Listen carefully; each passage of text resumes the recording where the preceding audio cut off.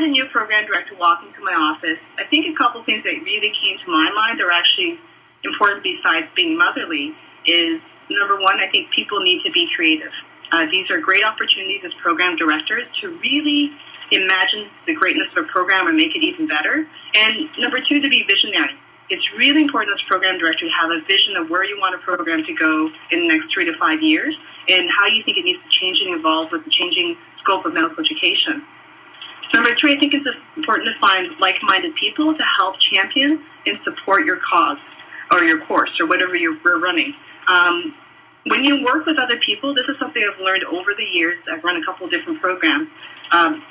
When you find like-minded people, their ideas will take your vision further than you originally thought or created, and you end up with a much more robust, healthier program. Be patient, very patient, okay? Change happens very slowly at large institutions and takes way longer than you think, and you have to build consensus, you have to plant seeds.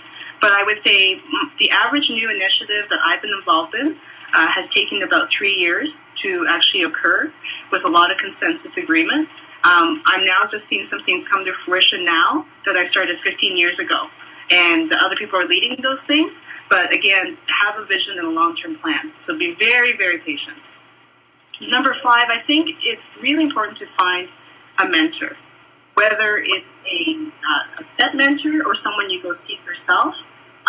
It's really important to have what we call your kitchen table advisors. So not just your professional people that you know, but people that you really trust and you can bounce ideas off and say, what do you think about this? Am I moving in the right direction with this, or should I be holding off on this, etc.? But it's really important to find a mentor, and I don't think we do enough of that in medicine because we're very, how can I say it, we're very highly motivated, energetic people, and we do think we can do a lot of stuff on our own, but we need to really work on that. Number six, ask yourself what you will let go of work-wise to give yourself the best chance of succeeding in your new role. And I think don't spend enough time on this as program directors or physicians that we kind of want to do it all.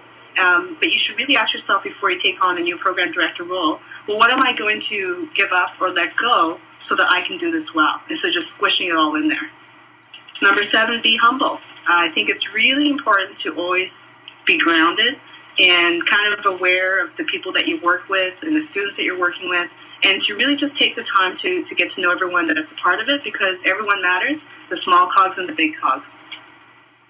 Number eight, listen to your students and take the time to really enjoy them.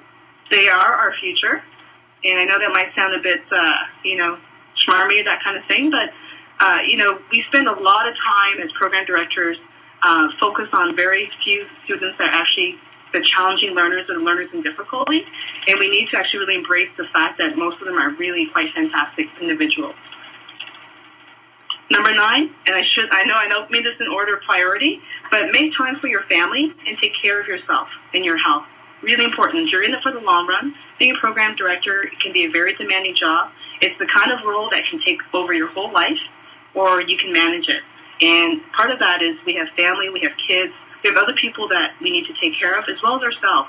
And a healthy program director makes for a healthy program.